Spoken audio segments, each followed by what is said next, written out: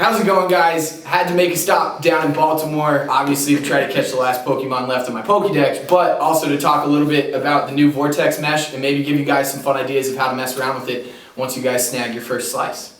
Since Vortex mesh is a new product, I mean, the first few times I strung it, I kind of stuck with my same patterns, and I was really excited with how similarly the pockets performed in terms of the consistency of the throwing mechanic to my old patterns. But what's really fun whenever you have a new style of mesh, especially when you have a discrepancy in the diamond sizes, is there's a lot of different options you can have in terms of how you string it up, where you put the kind of diamond shift in the pocket, and overall just kind of having some fun trying some new styles of stringing. I've already seen a bunch of stuff on Instagram. Stinson Meller has been having a lot of fun flipping the whole Vortex mesh upside down, which is nuts, and I'm probably not brave enough to try that. But something we tried today was actually doing a 9 diamond row, a full row lower than normal to kind of slide this catch point up. So that's what we're going to talk about today. I'm going to run you through what I did and how it worked.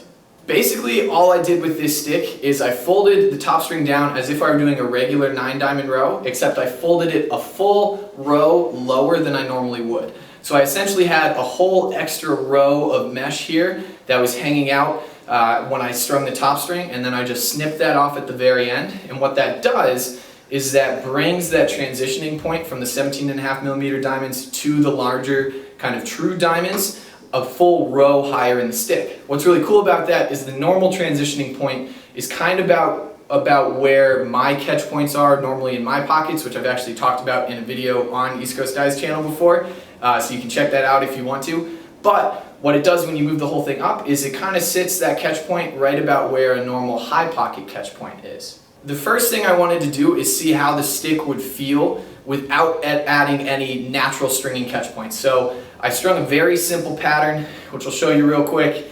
Basically, I didn't add any stacked SIs. I kind of kept everything regular down the side, did a bunch of knotted SIs, a few ones at the end, but really nothing that would have created any whip while shooting in a regular stick.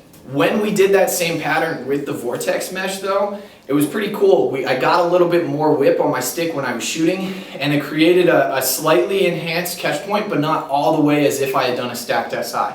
So it kind of gave me a unique feel, gave me a little bit more snap when shooting than I would have had with this normal pattern and normal regular hero mesh, but it gave me a little bit more pop and zing when I was shooting when I added it with the Vortex mesh, and still had that awesome, nice, soft feel in the lower part of the pocket. So that's just one way I had some fun with Vortex mesh today. If you guys tried anything out, want to let us know in the comments down below. I think one of my favorite parts about this mesh is it's going to really allow for a lot of creativity. You guys are going to come up with a lot of fun pockets that suit your style better. This is just one of those ways. Thanks so much for watching, and I'll catch you guys next time.